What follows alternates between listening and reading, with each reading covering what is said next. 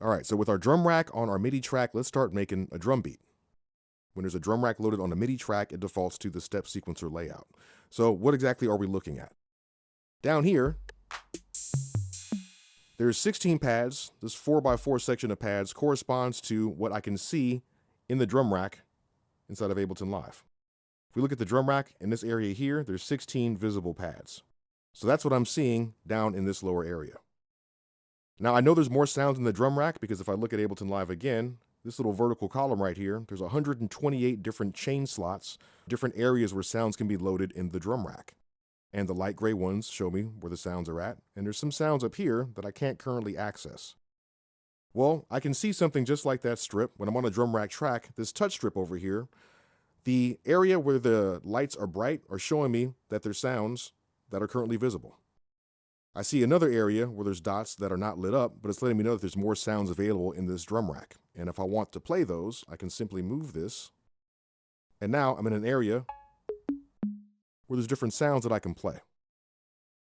So again, that will let me move this little black box right here on this strip on the side of the drum rack. And whatever shows up in this 4x4 box will show up in my display down here. Now let's say I want to be able to access all the sounds in my drum rack at once. We have a button here that says Layout on push, and I can press this, and now I can see up to 64 sounds in my drum rack all at once. So depending on how you want to work, if you need to access more sounds at once, let's say you're a finger drummer, this is a really good way to go about that. In my case though, I just want to sequence a drum beat. So I hit my Layout button again, and we'll go back to the display we currently had.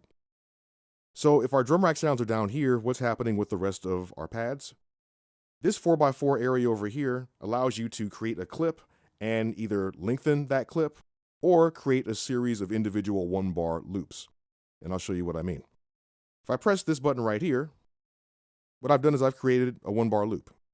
And if we look in Ableton Live, again, I'm on my drum rack track, which is track 1, and I created a clip, and that's the clip right here. If I double click inside of this clip, I can see it is a 1-bar clip. Maybe I want a 2-bar clip.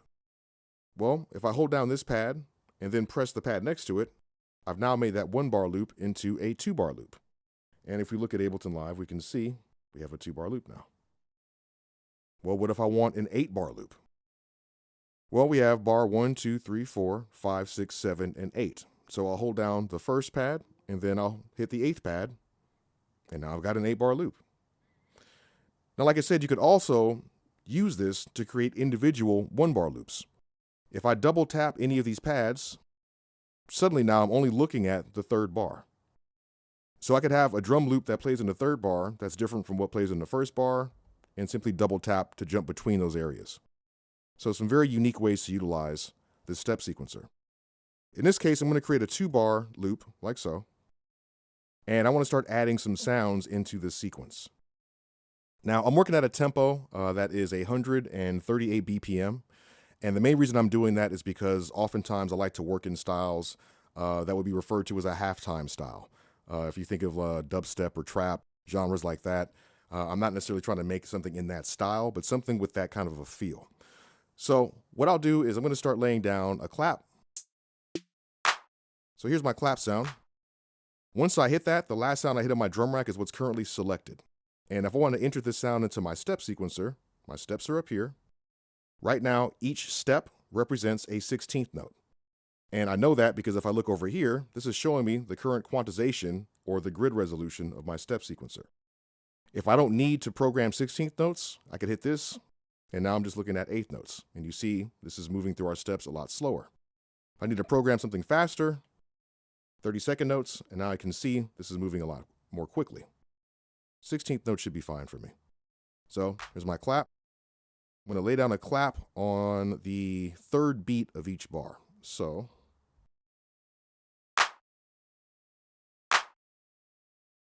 there's our clap pattern right there. I want to lay down a kick drum. Here's my kick here. So I select it, and then I'm going to enter it into the steps where I want it.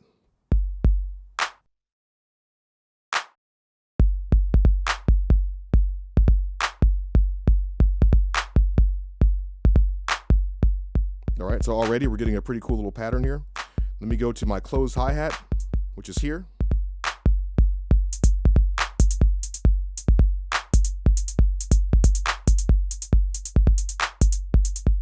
And I think maybe an open hi-hat would sound good right there.